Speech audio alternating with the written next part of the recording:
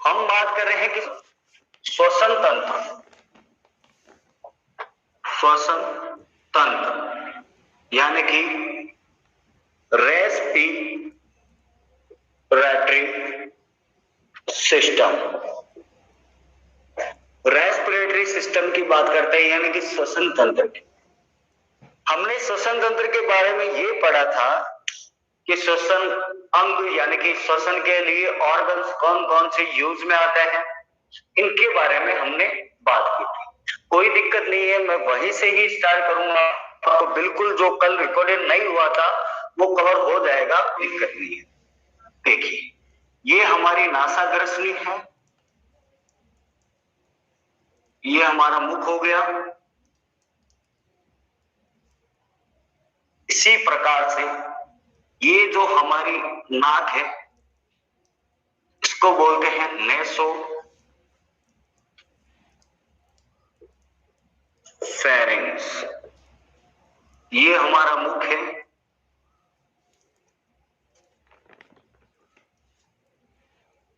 बिल्कुल इसको बोलते हैं इसो ओरल फेरिंग्स।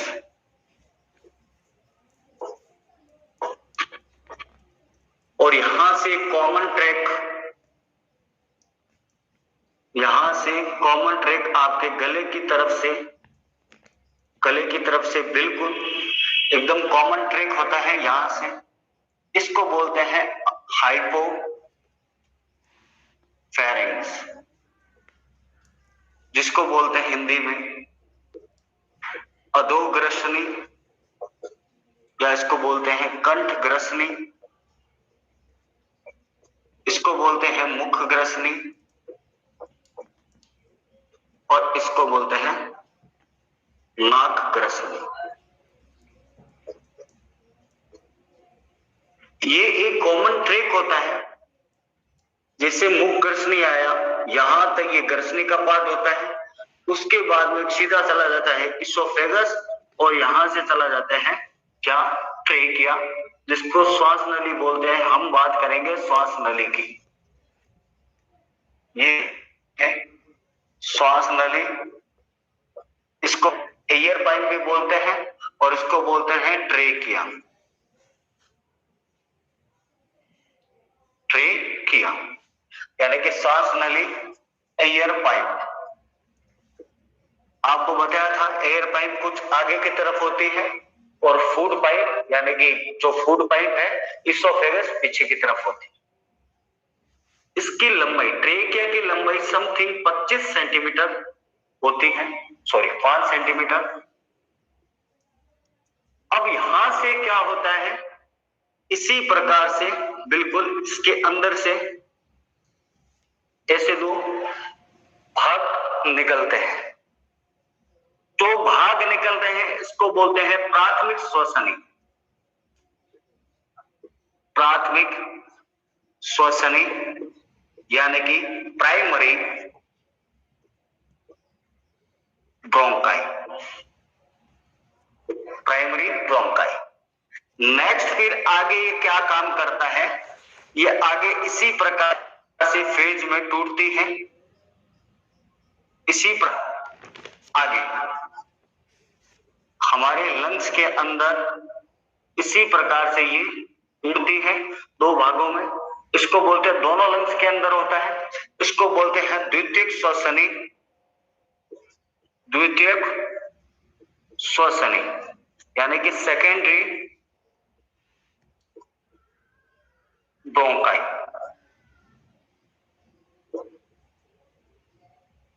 Secondary bronchi. ये आगे फिर क्या करता है, फिर आगे इसी से शाखाओं में टूट जाता है, फिर से इसी प्रकार से आगे चला जाता है। बहुत सारे ऐसे इसको बोलते हैं तृतीयक श्वसनी। तृतीयक श्वसनी यानी कि थ्री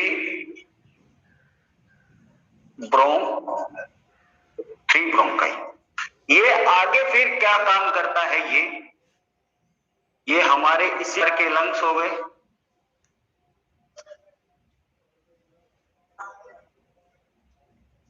इसी प्रकार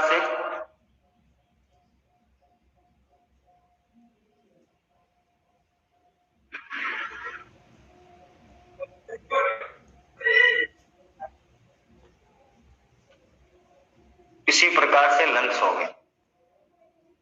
ये 3 पालियां यानी कि 3 पार्ट में विभाजित होता है, जबकि लेफ्ट ओनली फॉर 2 पार्ट में होता है। इसको आगे ये जो आपस में दिख रही है, ये बहुत सारी ऐसे शाखाओं के रूप में निकली रहती है, ये शाखाओं के रूप में। इसको बोलते हैं श्वसनिकाय। श्वसनिकाय यानी कि ब्रोंकियोल, ब्रोंकियोल श्वसनिकाय। इसके बाहर इसी प्रकार से गुब्बारे नुमा बहुत संरचनाएं पाई जाती है लंग्स के अंदर, ऐसे बहुत सारी, जहां पे श्वसनिकाय का अंतिम सिरा होता है, यानी कि लास्ट जो जगह होती है वहां गुब्बारे नुमा इस प्रकार की ऐसे संरचनाएं पाई जाती है। इसी प्रकार से बड़ी आकृति में दिखा रहा हूं, इसी प्रकार से इस संरचना को बोलते हैं एल्वियोली, यानी कि कूप, यानी कि एल्वियोली, एल्वियोली बोलते हैं इसको, यानी कि कूपिकाएं। अब बात करते हैं कि सर यहां तक दिक्कत नहीं है, लेकिन आप जैसे देख रहे हो यहां पे एक कंठ इस प्रकार की ऐसी संरचनाएं पाई जाती है, बिल्कुल इसी प्रकार से। इसको बड़ा दिखा देता हूं, इसी प्रकार की एक संरचनाएं पाई जाती है। जैसे ही आपकी श्वसन यानी कि ट्रेकिया, श्वास अंदर बाहर लेते हो तो ये जो 2 पथियानुमा संरचना दिख रही है, इसके अंदर से एयर निकलती है, ये इसमें कंपन होता है। जैसे ही कंपन होता है तो हम बोल पाते हैं। इसको बोलते हैं क्या, लैरिंक्स। इसको बोलते हैं लैरिंक्स।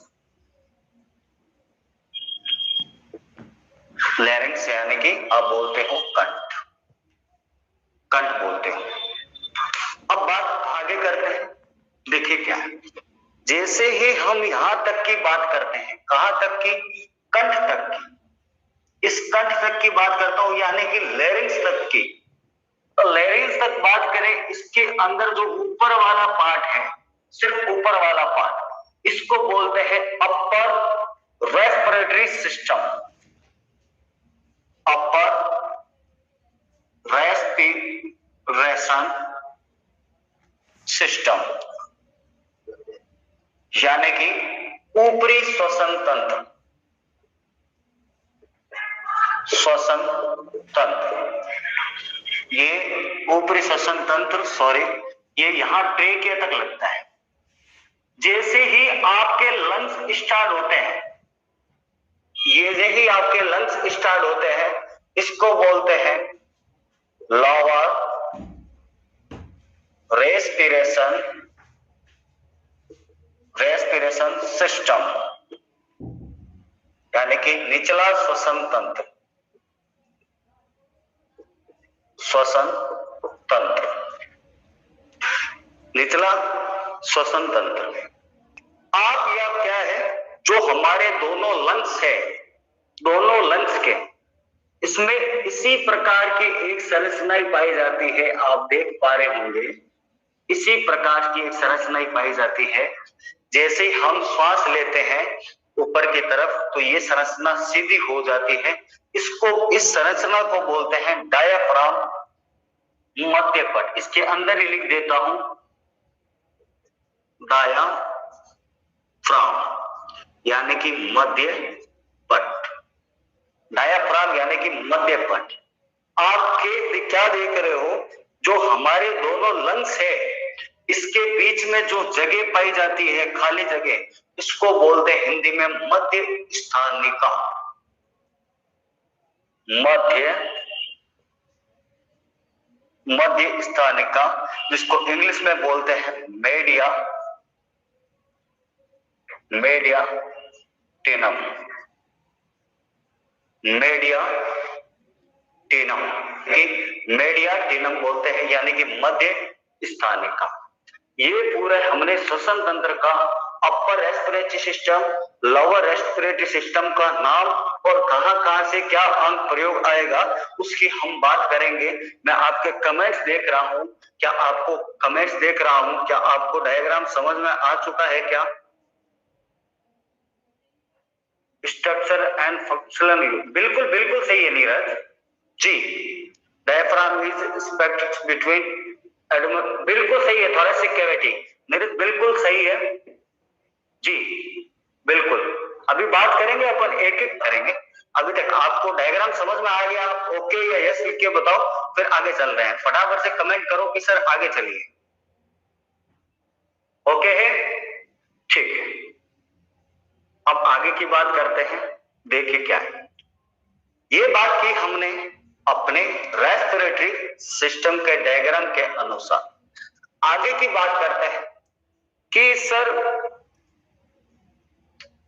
अब श्वसन बात करते हैं कि श्वसन आ तो दिया, लेकिन श्वसन एक्चुअल में कितने प्रकार का होता है, कितने प्रकार का श्वसन होता है? मैं आपको कह रहा हूं श्वसन 2 प्रकार का होता है।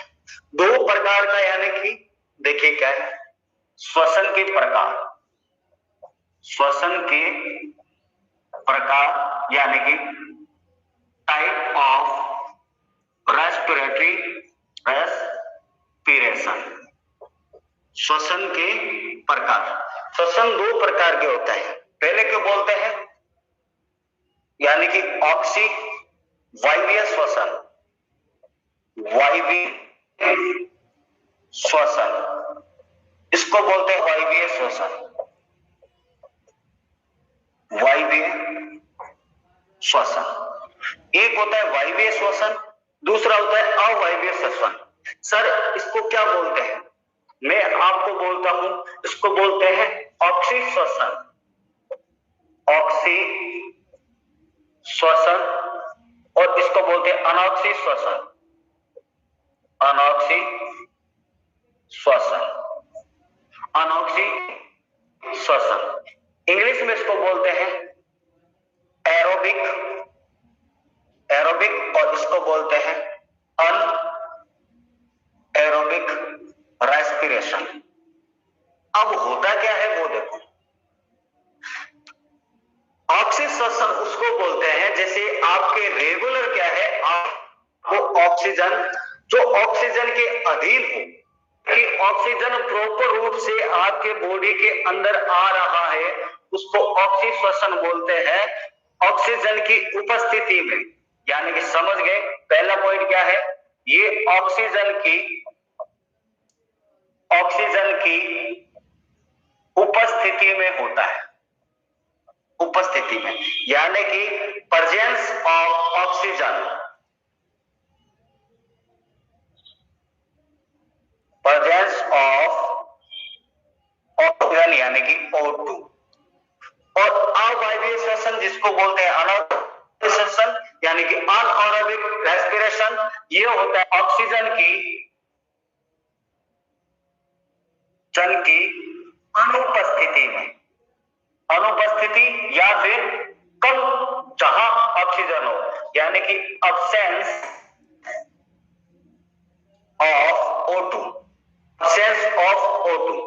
अब क्या होता है, जैसे मान लो आपको मैंने कल बताया था, आपने लाइव में सुना ही होगा कि जैसे ही हम श्वसन करते हैं, हमारे शरीर के अंदर ग्लूकोज है, उनको तोड़ना, उनको विखंडन करना, उनको अलग अलग तोड़ना, उसके लिए हमें शरीर के लिए किसकी आवश्यकता होती है? ऑक्सीजन की।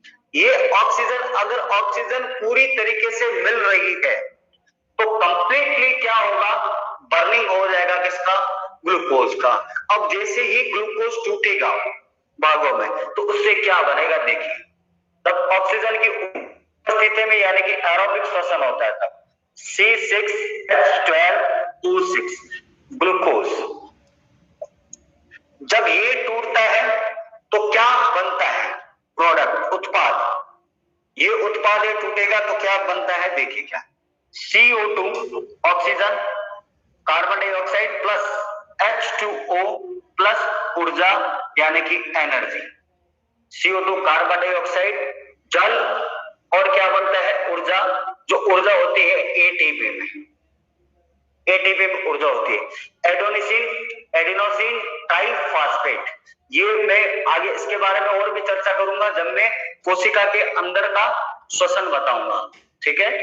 अब क्या होता है, जब ऑक्सीजन की अनुपस्थिति हो यानी कि अब्सेंस ऑफ O2, तो क्या होगा, ग्लूकोज पूरी तरह नहीं चलेगा, C6H12O6 ये किसमें टूट जाएगा, लैक्टिक अम्ल, लैक्टिक एसिड,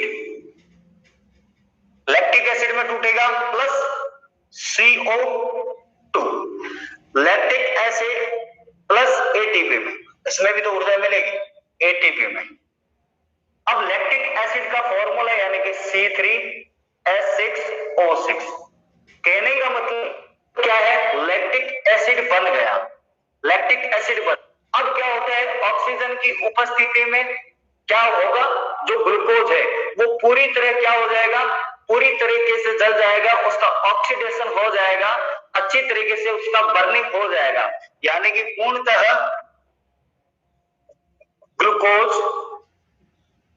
का दहन। और इसमें क्या है, अपूर्ण दहन होता है, अपूर्ण दहन यानी कि ग्लूकोज कंप्लीट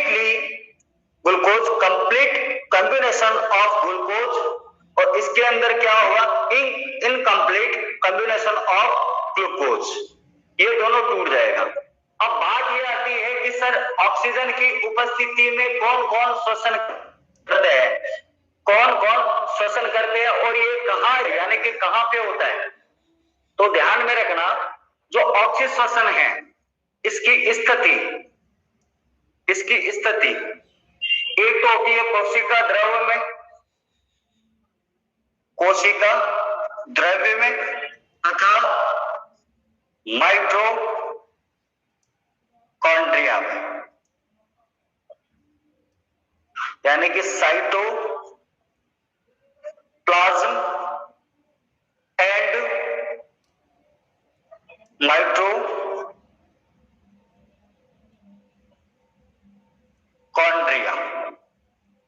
माइटोकॉन्ड्रिया में। नेक्स्ट बात करते हैं कि अनॉक्सिक श्वसन जिसको बोलते हैं अनएरोबिक रेस्पिरेशन, ये किसमें होता है, इसकी स्थिति क्या है, ये होता है कोशिका द्रव्य में, कोशिका द्रव्य में होता है जिसको बोलते हैं साइटोप्लाज्म।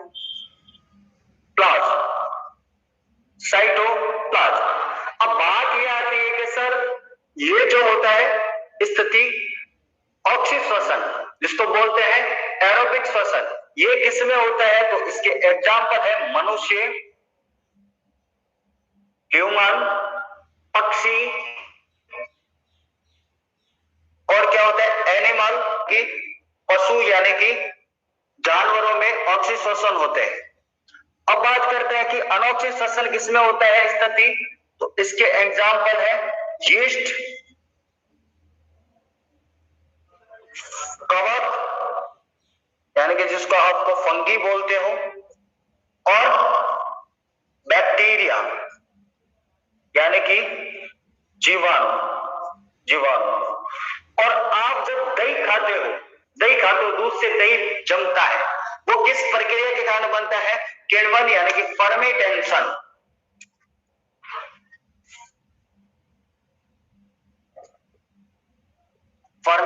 यानी कि किण्वन जो प्रक्रिया होती है, किण्वन की प्रक्रिया वही किसके कारण होती है, ऑक्सीजन की अनुपस्थिति में, यानी कि वह अवायवीय श्वसन करता है। जो आपको पता है किण्वन की प्रक्रिया यानी कि जो दूध के अंदर लैक्टोबैसिलस बैक्टीरिया पाए जाते हैं, इसका मतलब यही है कि वो यही करते हैं, ठीक है। उसके बाद में ये आता है कि आपने कभी ऐसा देखा होगा कि जब हम दिन भर नहाते हैं, अगर किसी स्विमिंग पूल के अंदर, या फिर आप जब ऊंचाइयों पे चढ़ते हैं तो आपको ज्यादा थकावट का अनुभव होता है। क्यों? क्योंकि जैसे जैसे आप ऊपर जाओगे वैसे वैसे ऑक्सीजन की कमी होगी।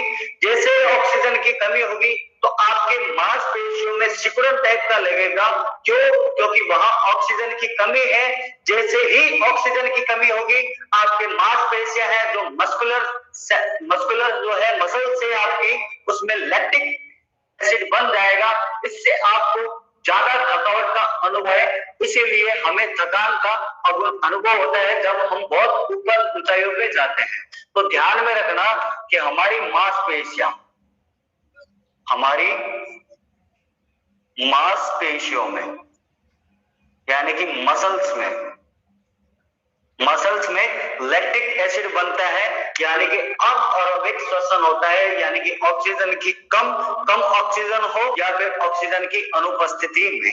क्या आपको समझ में आ गया है? मैं आपके कमेंट देख लेता हूं, उसके बाद में आगे चलते हैं।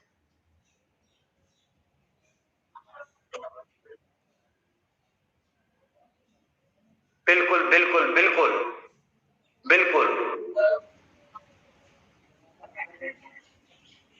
Anaerobic section. हाँ देखिए क्या है, ये जो बनता है ना, आपको बता देता हूं मैं। लैक्टिक एसिड तो बनता है, लैक्टिस में बनता है ह्यूमन में, लेकिन आप जो बात कर रहे हो ना कि इथेनॉल बनता है, इथेनॉल बनता है। और इथेनॉल किसके अंदर बनता है? वो पेड़ों के अंदर बनता है, ना कि ह्यूमन के अंदर। उसमें क्या बनता है? लैक्टिक एसिड बनता है। और जो पेड़ पौधे हैं उसके अंदर बनता है इथेनॉल एल्कोहल। ठीक है, मेरा समझ में आ गया? ह्यूमन में नहीं बनता है। पेड़ पौधों के अंदर जो रेस्पिरेशन होता है उसके अंदर इथेनॉल बनता है, जिसको आप एथिल एल्कोहल बोलते हो, वो बन जाता है। ठीक है, अनएरोबिक रेस्पिरेशन में। ठीक है, क्लियर है? मिटा दो फिर आगे की तरफ चले क्या? यस बता दो मेरे को। फिर आगे की तरफ ग्लूकोज का अनएरोबिक ऑक्सीजन में इथेनॉल नहीं बनता है। नीरज, इथेनॉल बनता है लेकिन वो पेड़ पौधों के अंदर बनता है, पेड़ पौधों के अंदर बनता है। ह्यूमन में लैक्टिक एसिड बनता है। ठीक है, आगे चले, कमेंट करके बता दो, फिर मिटाते हैं, फिर आगे चलते हैं। ओके है सब? ओके, ठीक है, आगे की बात करते हैं। देखिए अब बात ये आती है सर, यहां तक तो गई, मैंने कहा अब आगे देखिए। आप एक बात बताओ, ऐसे ही मैं कल भी आपको समझाऊंगा यही चीज, लेकिन आपको इस डायग्राम को बताने से पहले आपको बता देता हूं मैं कि जैसे आप श्वसन करते हो, यानी कि श्वास लेते हो, आप रेस्पिरेशन करते हो। ठीक है, आपने श्वास लिया, तो जैसे ही आप श्वास लेते हो, आपने श्वास किससे लिया? एक्सटर्नल यानी कि अंग ऑर्गन से लिया, नाक से लिया। उसके बाद में क्या आएगा? गले में फेरिंक्स यूज में आएगी। उसके बाद में आपका ट्रेकिया काम में आएगा। उसके बाद में आपके प्राइमरी जो ब्रोंकाई है वो काम में आएगी, सेकेंडरी तृतीय, और उसके बाद में श्वसनिका यानी कि ब्रोंकियोल काम में आएगा। उसके बाद में क्या होता है? एल्वियोली होता है। तो इसी प्रकार से क्या श्वसन चलता है? इस श्वसन को बोलते हैं क्या? श्वसन। ये श्वसन कैसे होता है? ब्लड जो है, ब्लड से एल्वियोली में हो रहा है। ब्लड का आपको बताया था कल भी कि इसी प्रकार से आपकी एल्वियोली होगी, और यहां से क्या होगा? ब्लड वेसल्स होगी। इससे क्या हुआ? ब्लड इन और इससे ब्लड आउट। आप देख रहे थे कि ये जो ब्लड के अंदर CO2 होती है, ये CO2 ये क्या काम करेगा? इसको वापस इसको CO2 को किसको? O2 को बदलेगा और ब्लड में दे देगा। तो ये देख रहे हो आप कि शुद्ध रक्त मतलब प्योर ब्लड वो रेड कलर का होता है और इम्प्योर ब्लड ब्लू कलर का होता है। यहां तक भी मैंने आपको कल बताया था। अब बात ये आती है कि सर ये जो चीज टकरा रही है, यानी कि एल्वियोली की जो यहां से ये टच हो रही है, ये इसके लिए हेल्पिंग कौन करता है? कि ब्लड वास्तव में उसको बोलते हैं सल्की उपकला। जो एल्वियोली का जो टच होता है हिस्सा ब्लड वेसल्स में, उसको बोलते हैं सल्क। यहां नीचे लिख देता हूं, सल्क उपकला, सल्क उपकला, यानी कि इसको बोलते हैं स्क्वायरल एपिथेलियम। एपिथेलियम बोलते हैं इसको, ठीक है। ये हमने बात की। अब आगे की तरफ बात करते हैं, इससे आगे कि यहां तक सर कोई दिक्कत नहीं है। अब होता ये है, जैसे मान लीजिए मैंने सांस लिया, तो आपको जो मध्य पर दिख रहा है डायफ्राम, जैसे सांस लोगे चेस्ट कैविटी जिसको बोलते हैं आप थोरैसिक बोलते हो, बक्षगुहा, जैसे ही आप श्वसन करोगे आपके लंग्स जो है वो ऊपर की तरफ जाएंगे। इसका मतलब क्या है, हमारा डायफ्राम एक स्ट्रेट लेवल में आ जाएगा, सीधी रेखा में आ जाएगा, ठीक है। तो ये ऑर्गन्स की बात की। तो आप देख लो, जो मैं सबसे पहले बात करूंगा अपर रेस्पिरेशन सिस्टम, उसके अंदर क्या क्या आ रहा है, यानी कि ऊपरी श्वसन तंत्र। श्वसन तंत्र जिसको बोलते हैं अपर रेस्पिरेशन, अपर रेस्पिरेशन सिस्टम। इसके अंदर हम बात करेंगे अपर रेस्पिरेशन सिस्टम की, तो सबसे पहले आपका आएगा नाक, जिसको बोलते हो नोज। इसकी बात करते हैं। नोज के अंदर आपने देखा होगा, आपके नोज के अंदर आपको बाल दिखाई देते हैं, हेयर दिखाई देते हैं। वो बाल तो आपके हैं, लेकिन साइंस की भाषा में उसको सीलिया बोलते हैं। नाक, नाक के बाल जिसको आप हेयर बोलते हो, इसको बोलते हैं सीलिया। अब बात आती है कि इस सीलिया को क्या काम है। इस सीलिया का काम होता है डस्ट रिमूवल, यानी कि हवा को शुद्ध करना, हवा का शुद्धिकरण, यानी कि एयर प्योर, यानी कि डस्ट रिमूवल। सेकंड क्या काम होता है इसका, आपने देखा होगा कि हवा को नम करना, हवा को नम करना सेकंड काम है, हवा को नम करना। यानी कि हवा को नम करने का मतलब ये होता है कि वेस्ट एयर। नेक्स्ट आप देख रहे हो कि हवा को गर्म करना, यानी कि एयर को गर्म करना। हमारा श्वसन क्या होता है, ऊष्माक्षेपी प्रक्रिया है। हवा को गर्म करना जिसको बोलते हैं वार्म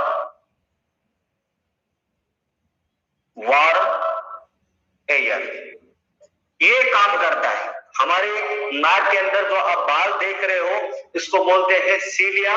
इसका काम ये होता है हवा को शुद्ध करना, यानी कि एयर को डस्ट रिमूवल, हवा को नम करना और वार्म एयर। अब बात ये आती है, जो नाक है हमारा, उसके अंदर पुट पाई जाती है जिसको बोलते हैं नासा, यानी कि नेजल कैविटी। ये नेजल कैविटी क्या काम करती है, नासागुहा नेजल कैविटी ये दो भागों में बांट देती है। आपको देखा होगा कि नेजल कैविटी जिसको हिंदी में बोलते हैं नासापुट, ये दो भागों में बांट देती है। पहले को बोलते हैं ओलिफैक्टरी, ओलिफैक्टरी क्षेत्र, ओलिफैक्टरी क्षेत्र। और देन सेकंड आप क्या देखोगे, श्वसन क्षेत्र, श्वसन क्षेत्र। पहला होता है ओलिफैक्टरी क्षेत्र में, आपके कमेंट देख लेता हूं। ऑक्सीडेशन ब्लूड, वार्म एयर, बिल्कुल सही है, बिल्कुल सही। ओलिफैक्टरी क्षेत्र। और सेकंड होता है आपका श्वसन क्षेत्र जिसको आप बोलते हो respiratory, respiratory area, respiratory area. और ये होता है ओलिफैक्टरी, ऑलफैक्टरी, ऑलफैक्टरी होता है।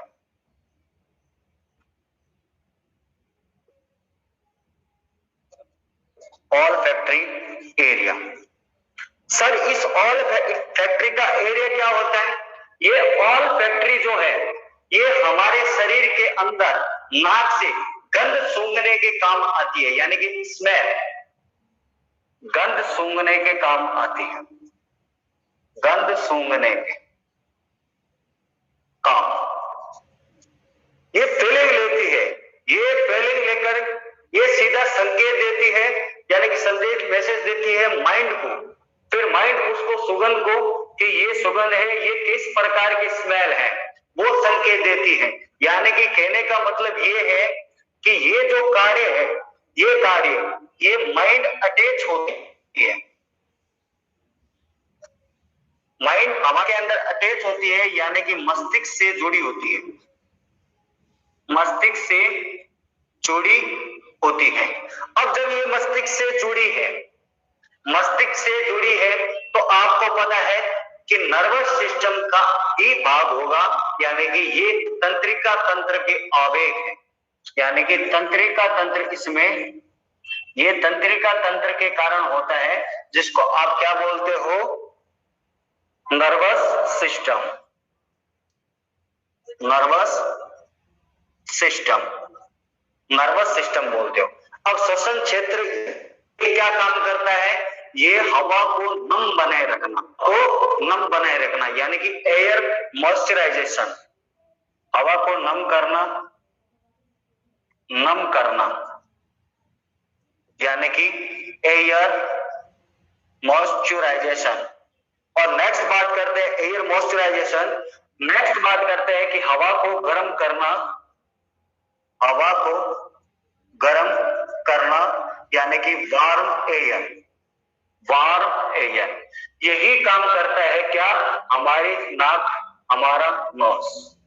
क्लियर है सबके, बिल्कुल क्लियर होगा, क्लियर है। मैं आपके कमेंट्स देख ले एक बार, क्लियर है, बिल्कुल आपको पूरा दिख रहा है। एयर प्योर करता है, डस्ट रिमूव करता है।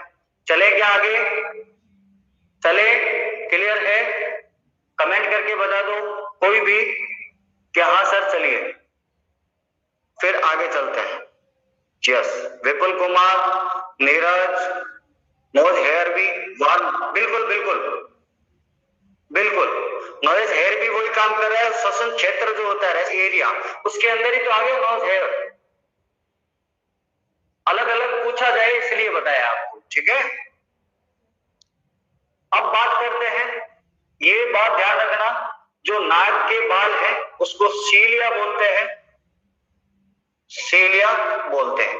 और आपने कभी कभी देखा होगा कि हमारे नाक के अंदर लगातार पानी गिरता है, लगातार पानी गिरता है, उस पानी को बोलते हैं श्लेष्मा। वो पानी जो होता है नाक द्वारा गिरता है, वाटर, उस पानी को बोलते हैं श्लेष्मा, म्यूकस, म्यूकस गिरता है। और आपने देखा होगा, मैं अभी डिजीज की बात मत नहीं करता हूं, आपने देखा होगा कि जनरली नेचुरल हमें जुकाम लग जाता है, वो वायरस डिजीज है, वो वायरस के कारण होता है, उस वायरस का नाम होता है राइनो, ठीक है। तो नॉर्मली जो बुखार लगता है नेचुरली, उस जो वायरस के कारण होता है, उस वायरस का नाम है राइनो वायरस, ठीक है। ये बात की हमने नोज की, हमारे नाक की। उसके बाद में जैसे ही नाक से आगे चलोगे तो आपको मिलेगा क्या, फेरिंक्स मिलेगा। फेरिंक्स की बात हमने उसमें भी बात की थी, क्योंकि ये क्या है, कॉमन ट्रैक है, ये हमारे फूड पाइप, डाइजेस्टिव और रेस्पिरेशन का एक कॉमन पाथ है, यानी कि कॉमन ट्रैक है। नेक्स्ट बात करते हैं सेकंड नंबर पे कि ग्रसनी, यानी कि फेरिंक्स।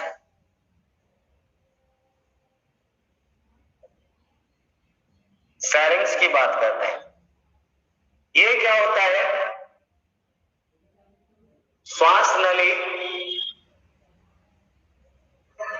श्वास नली यानी कि ट्रेकिया और ग्रास नली यानी कि इसोफेगस,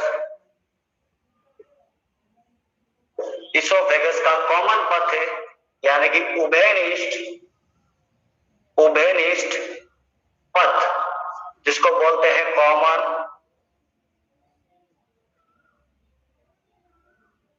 कॉमन ट्रैक है, कॉमन ट्रैक है। ठीक है, अब इससे नीचे जाएंगे, इससे जैसे ही आप नीचे गए तो आपको सबसे पहले क्या मिलेगा, आपके कंठ जिसको बोलते हैं लैरिंक्स कंठ। अब बात आती है जैसे इसमें एपिग्लोटिस वाल्व होता है, तो जैसे ही आप बने हो तो भोजन करते हो तो वो ऑटोमेटिकली किस पे चला जाता है, श्वसन तंत्र यानी कि श्वास नली यानी कि ट्रेकिया।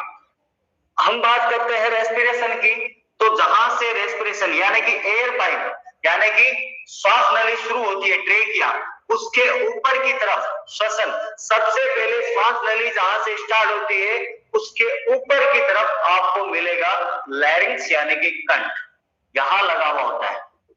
इस लैरिंक्स के अंदर वोकल कॉर्ड यानी कि स्वर रज्जु पाए जाते हैं, वोकल कॉर्ड पाए जाते हैं। बात करते हैं तीसरे नंबर पे कंठ की यानी कि लैरिंक्स।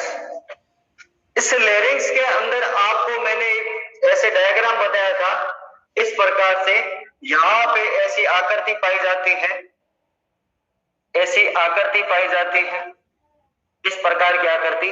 तो जैसे ही श्वास नली से इस ट्रेकिया से एयर बाहर की तरफ जाती है, जैसे ही ये स्वर रज्जु है तो आप बोलते हो वोकल कॉर्ड, ये कंपन करते हैं, ऐसे ही कंपन करते हैं, आपकी आवाज क्या आती है, बाहर निकलती रहती। ठीक है, तो बात करते हैं कंठ लैरिंक्स की, बात करते हैं कंठ यानी कि लैरिंक्स की बात करते हैं। ये क्या होता है, देखिए लैरिंक्स अथवा स्वर यंत्र ट्रेकिया का प्रवेश भाग होता है। ये जो है ट्रेकिया का प्रवेश भाग, प्रवेश भाग यानी कि एंटर पार्ट होता है क्या, क्योंकि आपको पता है यहां से ये लैरिंक्स से ट्रेकिया का पहला पार्ट है, यहां से ट्रेकिया स्टार्ट होता है, किससे, लैरिंक्स से। इसको बोलते हैं स्वर यंत्र, स्वर यंत्र जिसको बोलते हैं vocal voice cord, voice cord बोलते हैं।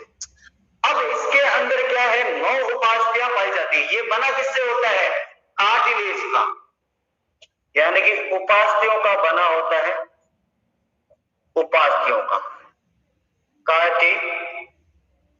कार्टिलेज का, कार्टिलेज का बना होता है, जो संख्या में नंबर ऑफ कार्टिलेज होता है, number of cartilage 9।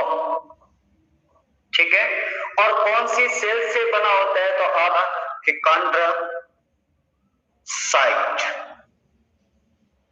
Chondrocyte, chondrocytes कोशिका का बना होता है, कॉन्ड्रोसाइट कोशिका का बना होता है लैरिंक्स। ठीक है, और इसके अंदर क्या है, वोकल कॉर्ड पाए, वोकल कॉर्ड पाए जाते हैं, जिसको हिंदी में बोलते हैं स्वर रज्जु पाए जाते हैं, स्वर रज्जु पाए जाते हैं।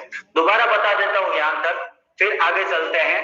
ग्रसनी फेरिंग्स, ये श्वास नली, ट्रेकिया और ग्रास नली इसोफेगस का उभयनिष्ठ पथ यानी कि कॉमन ट्रैक होता है, एक ही पथ होता है। उसके बाद में चले तो आया क्या आपका लैरिंक्स, लैरिंक्स यानी कि स्वर यंत्र जिससे आप बोल पा रहे हो, ट्रेक भाग है यानी कि एंटर जहां से ट्रेकिया शुरू होती है, जहां से वहीं पे होता है ये। उसके बाद में इसके अंदर वोकल कॉर्ड पाए जाते हैं, ये उपास्थियों का यानी कि उपास्थि यानी कि कार्टिलेज का बना होता है, नंबर ऑफ कार्टिलेज 9। और कौन सी सेल से बना होता है ये उपास्थि, तो उपास्थि कॉन्ड्रोसाइट्स कोशिका की बनी होती है। उसके बाद में बात करते हैं वोकल कॉर्ड, इसमें स्वर रज्जु पाए जाते हैं। और स्वर रज्जु की बात करते हैं तो ह्यूमन यानी कि मेल और फीमेल के अलग अलग होते हैं, उसके बारे में बात करेंगे। क्या यहां तक ऑल ओके है? मैं आपके कमेंट देख लेता हूं, फिर ही आगे चलूंगा, कमेंट करके बता दीजिए।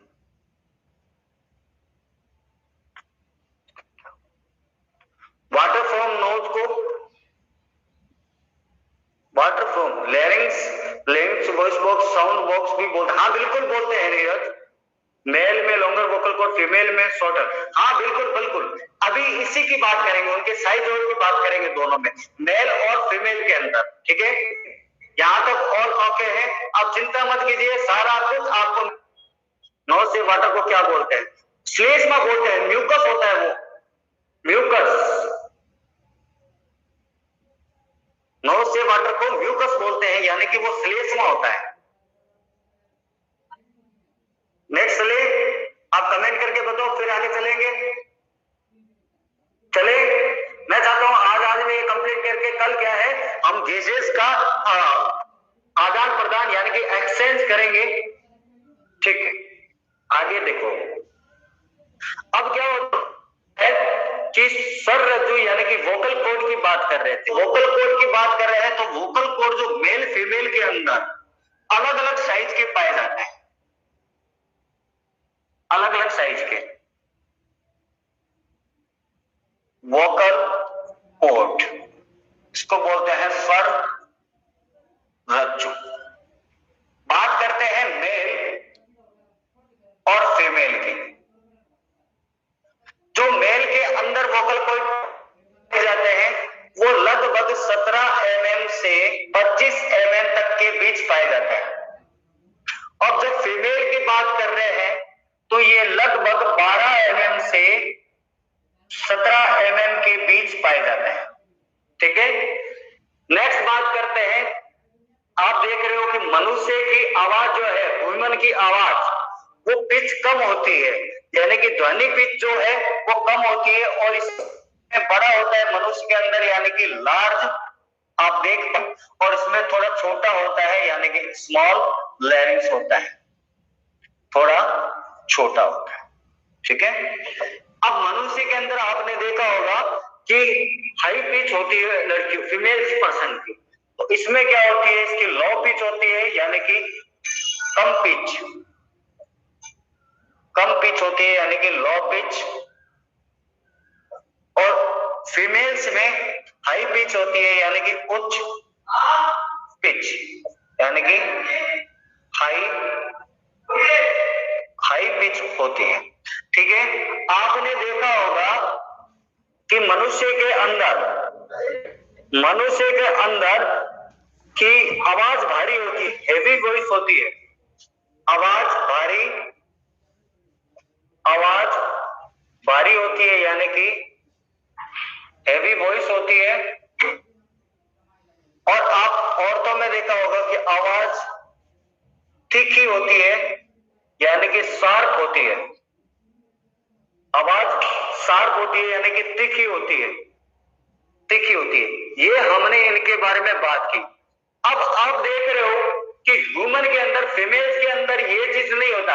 ह्यूमन के अंदर आपने देखा होगा कि गले में एक तीखी नुमा संरचना निकली होती है, यहाँ पे किसी किसी ने देखा होगा कि बहुत बाहर की तरफ होती है, उसको बोलते हैं एडम एप्पल।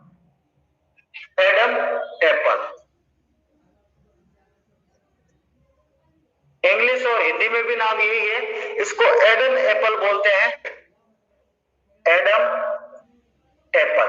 ये है, सिर्फ मेल की बात कर रहा हूं, ये एडम एप्पल मेल में क्या काम करता है, ये आवाज गहरी करता है, गहरी यानी कि डीप वॉइस, आवाज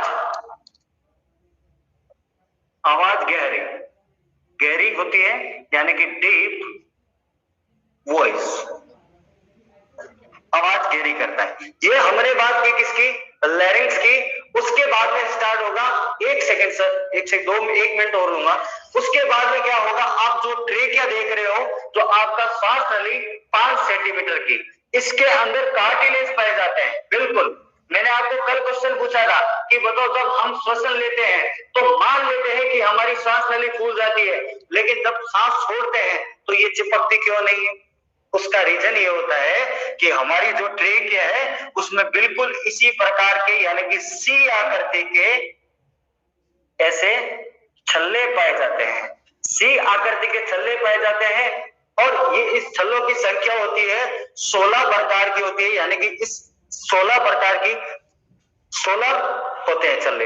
ये क्या काम करते हैं, जैसे श्वास नली के अंदर इसी प्रकार से दोनों तरफ होते हैं और ये सी आकार के छल्ले होते हैं। तो ध्यान में रखना कि हमारे श्वास नली के अंदर सी, इंग्लिश सी आकार के कार्टिलेज पाए जाते हैं, उपास्थि पाए जाते हैं, ठीक है। और इस उपास्थि का नाम वैसे आपको बताया था, इसमें लैरिंक्स में कॉन्ड्रोसाइट्स से, वैसे इसमें पाया जाता है हाइलिन नाम के छल्ले पाए जाते हैं। तो ध्यान रखना, श्वास नली में कार्टिलेज यानी कि उपास्थियां पाई जाती है। किस आकार की? सी आकार के छल्ले पाए जाते हैं, जो संख्या में 16 पाए जाते हैं और ये हाइलस नाम के पाए जाते हैं, जिसको बोलते हैं हम हाइलिन। इस छल्लों को बोलते हैं हाइलिन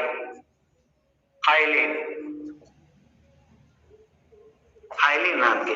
मेजर क्वेश्चन है, ध्यान रखना।